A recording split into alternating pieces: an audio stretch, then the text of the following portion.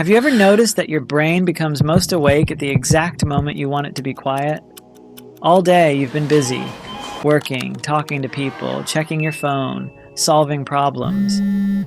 But the moment you turn off the lights and place your head on the pillow, it's as if your mind suddenly remembers everything it forgot to tell you. Yesterday's embarrassing conversation comes back. Tomorrow's responsibilities start to feel urgent. Small worries grow into large ones, and questions that never seemed important during the day suddenly demand answers. Your body feels exhausted. Your mind refuses to cooperate. If this happens to you, I want you to know something reassuring. Your brain is not broken, and you are probably not bad at sleeping. The harder you try to force yourself to sleep, the more difficult sleep often becomes. That sounds backwards. But sleep psychologists have understood this for years. Sleep works best when you stop chasing it. You don't force yourself to feel hungry. You don't command your heart to beat. Sleep belongs to that same family of processes. Your job isn't to create sleep. Your job is to create the conditions that allow it to happen. The real problem begins earlier than bedtime. All day, your brain is quietly asking one question. Am I safe? Not just physically, emotionally too. Every unanswered email, every difficult conversation you've avoided, every unfinished project, every notification waiting on your phone sends a small signal that something still needs your attention. Thousands of years ago, this response kept our ancestors alive. If there was danger outside the cave, falling asleep too soon could be fatal. Today, the dangers have changed. Your brain hasn't. Instead of predators, it reacts to deadlines, unresolved conversations, and uncertainty about the future. To your nervous system, uncertainty still feels like a reason to stay alert. The pillow isn't creating your thoughts. It's simply removing the distractions that kept them quiet during the day. When everything around you goes silent, you finally hear what your mind has been carrying all along. This changed how I looked at my own sleep. I stopped asking, "Why won't my brain shut up?" and started asking, "What has my brain been trying to tell me all day?" That question alone made it easier to relax.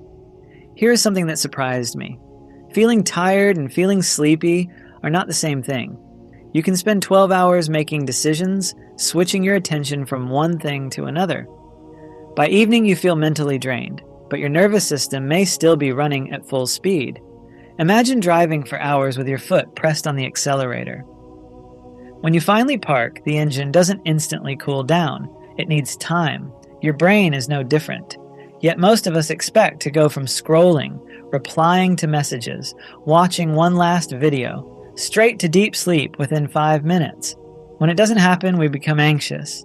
That anxiety creates more alertness. Suddenly, we're not trying to sleep anymore. We're trying to control sleep. And that control is often the very thing keeping us awake. Most people think poor sleep begins the moment they lie down. It doesn't. It begins hours earlier with small decisions that quietly tell the brain to stay alert. Think about your last hour before bed. A few messages, a couple of videos, social media. None of it seems harmful alone, but together it keeps your attention jumping from one stimulus to the next. Your brain starts expecting another notification, another reward, then within seconds you ask it for complete silence. That's like sprinting for miles and expecting your heart rate to drop the moment you stop. The transition is too abrupt. I realized this after moving my phone away from my bedside. Not because I became more disciplined. I honestly didn't. I did it because I knew I'd pick it up if it stayed within reach.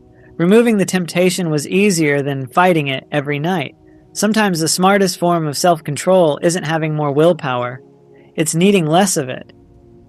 There's another idea that changed how I viewed sleep. Your brain keeps score. We tell ourselves, "I'll sleep less tonight and catch up on the weekend."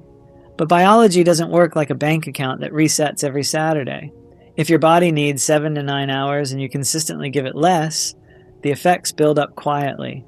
You may stop noticing how tired you feel. That doesn't mean your brain has adapted. Attention, memory, and emotional regulation can still be affected even when you feel like you're functioning normally. That's often why people become more impatient or emotionally reactive after several short nights, without connecting it back to sleep at all. Sleep isn't simply time spent unconscious. During the night, Your brain cycles through different stages that support physical recovery, learning, and emotional processing. You don't need to memorize the names of those stages to benefit from them. The idea is simpler than that. Good sleep isn't only about falling asleep quickly. It's about giving your brain enough uninterrupted time to complete the work it naturally does while you rest. This is why routines matter so much. Routines sound boring, but from your brain's perspective, they're reassuring. Predictability creates a sense of safety. When you eat around the same time, dim the lights, and go to bed on a reasonably consistent schedule, your nervous system starts recognizing a familiar pattern and begins preparing for sleep before you even climb into bed. The same applies to caffeine.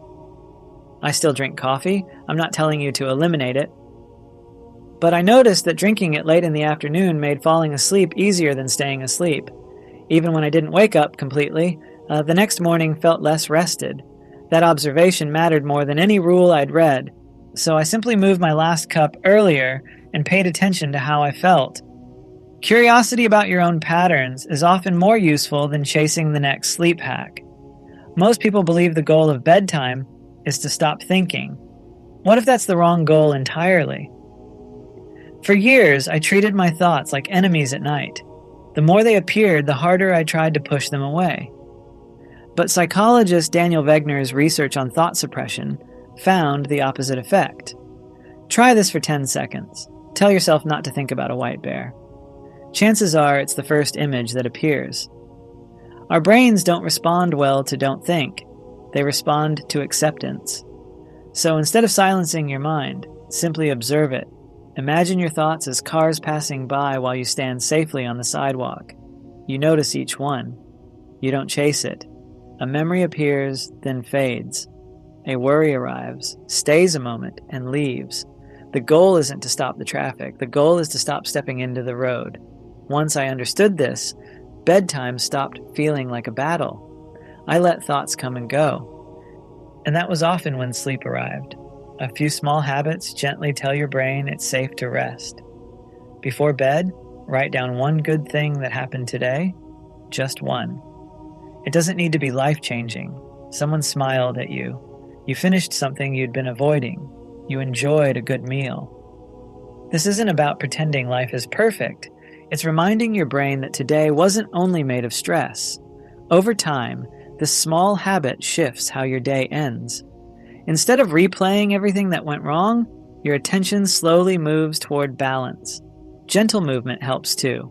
Not a workout, just a short walk or a few minutes of stretching. Paired with a warm shower an hour before bed, these small routines create a clear transition between a busy day and a restful night. None of these are magic alone. Together, they send your nervous system the same message. The day is over and it's safe to let go. So tonight, instead of forcing yourself to sleep, try something different. Take one slow breath in and let it out even more slowly. Feel your body grow heavier against the bed. Relax your forehead, your jaw, your shoulders. If a thought appears, don't fight it. Simply notice it, then return your attention to your breathing. Imagine you're lying beside a calm lake at sunset. Nothing you need to achieve. Nowhere you need to be. Whatever wasn't finished today can wait until tomorrow. One restless night doesn't define your health. What matters is treating your mind with patience instead of pressure. Sleep has never been something you force. It's something you allow. So when you close your eyes tonight, don't ask, how do I make myself fall asleep?